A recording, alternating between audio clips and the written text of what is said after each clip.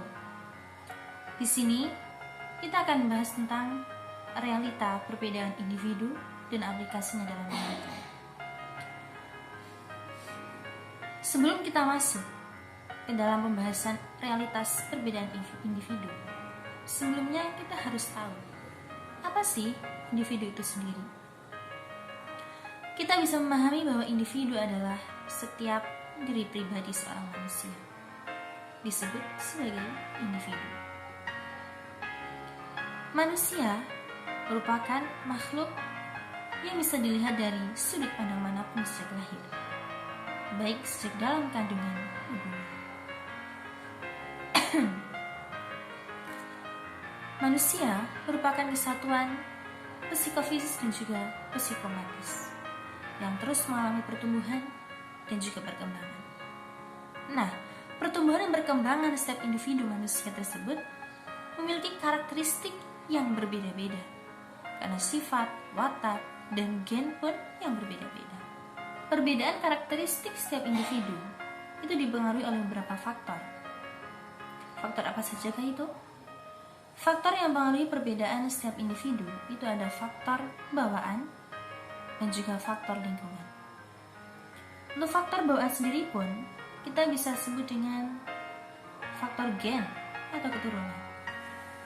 Setiap individu dipengaruhi oleh kromosom dari sel telur ibu dan juga dari spermatozoa dari ayah.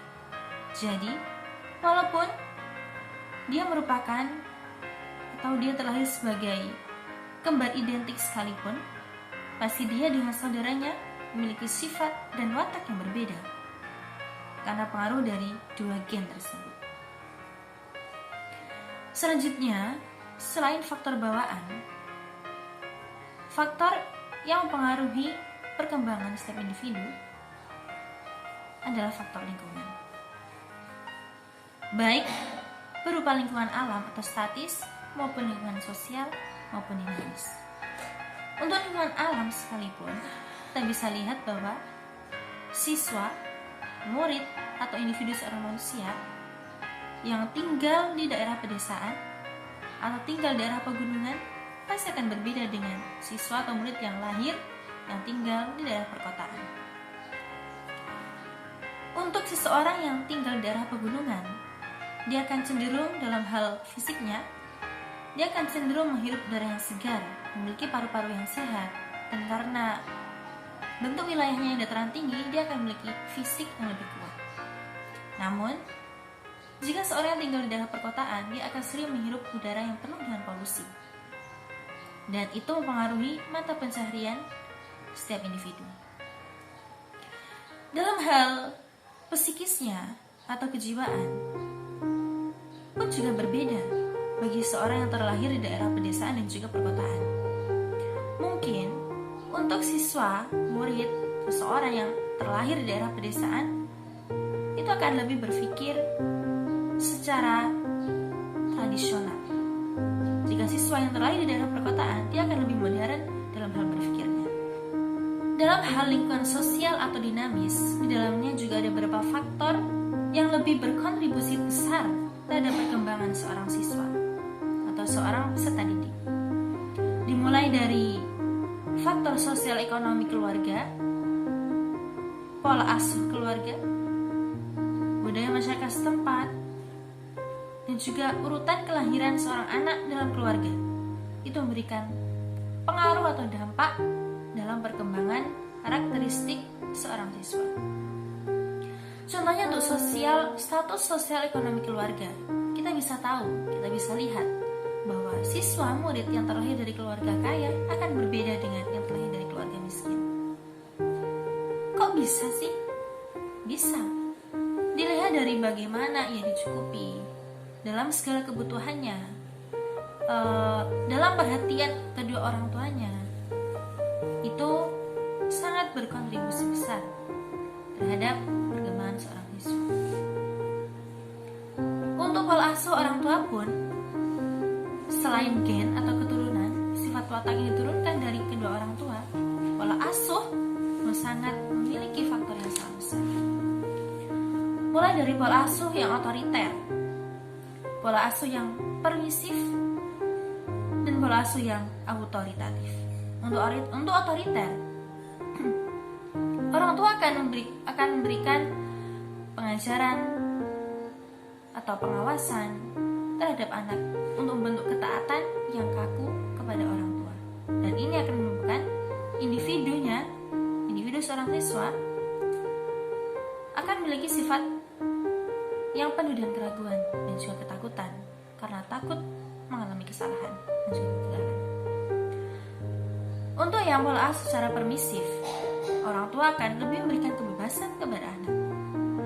Dan yang lebih demokratis itu adalah pola asuh secara autoritatif, yaitu setiap orang tua selalu memperhatikan hak dan kewajiban orang tua dan juga anaknya.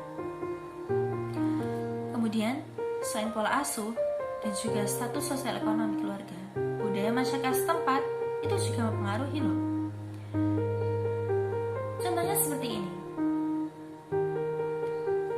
Jika dia terlahir dalam budaya masyarakat setempat yang suka hura-hura, yang terlalu bebas, dia pun akan menjadi pribadi yang bebas dan juga tidak teratur.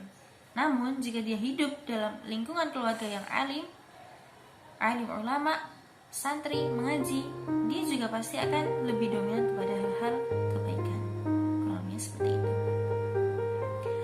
Dan juga untuk urutan kelahiran anak dalam keluarga itu juga ternyata memiliki pengaruh besar loh dalam pertumbuhan dan perkembangan setiap anak. Contoh untuk anak pertama, dia akan lebih bersikap mandiri. Untuk anak kedua, dia akan lebih mudah dalam hal interaksi kepada teman-temannya. Untuk anak yang ketiga, dia mungkin akan lebih bersifat manja atau ingin diperhatikan, namun juga memiliki kreatifan yang tinggi. Dan untuk anak tunggal, dia akan lebih banyak memperhatikan atau menginginkan perhatian dari orang lain.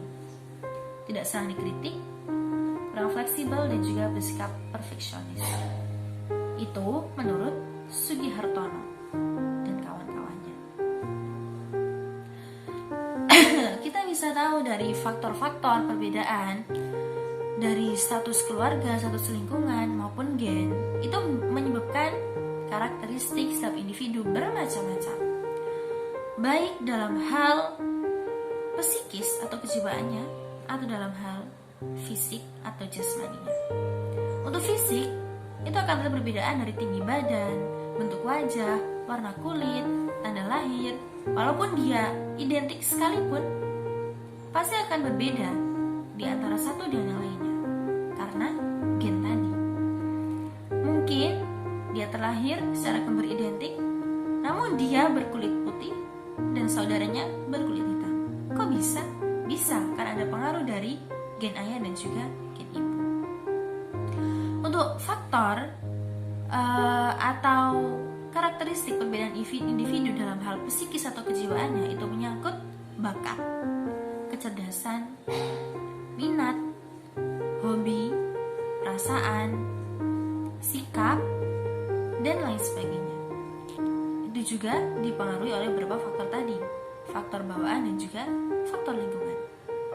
Untuk bakat seorang anak atau talent, kita bisa memahami segala kemampuan yang menonjol dalam diri anak tersebut. Setiap individu berbeda-beda. Setiap murid dalam sekolahan itu juga akan berbeda-beda. Ada murid yang menonjol dalam hal perhitungannya, ada murid yang menonjol dalam hal pembicaraannya, ada murid yang menonjol dalam hal kekreativitasannya, dan juga dalam hal seninya. Itu bisa kita sebut dengan bakat atau talent. Untuk sikap, jelas sekali sikap setiap orang berbeda-beda dan tidak bisa disamakan antara satu dengan yang lainnya. Karena apa? Karena tadi faktor bawaan atau faktor lingkungan yang mempengaruhinya. Kemudian untuk perasaan, hobi, minat itu juga berbeda-beda dari setiap perbedaan individunya.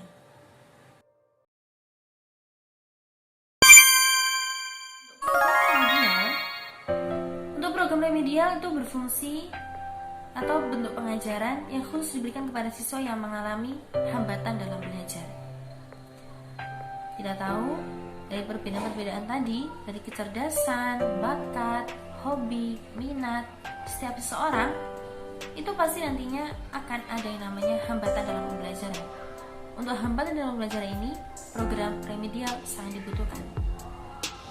Program pengayaan atau enrichment itu bagaimana?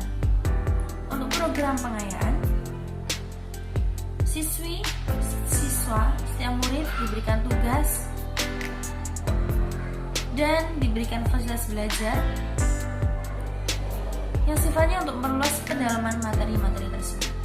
Setelah remedial, dia harus diberikan proses pengayaan. Kemudian program percepatan. Untuk program percepatan ini, setiap guru harus mengetahui karakteristik setiap individu itu bagaimana. Kemudian diberikan pembelajaran sekreatif mungkin dan seapik mungkin untuk mempercepat pemahaman setiap individu.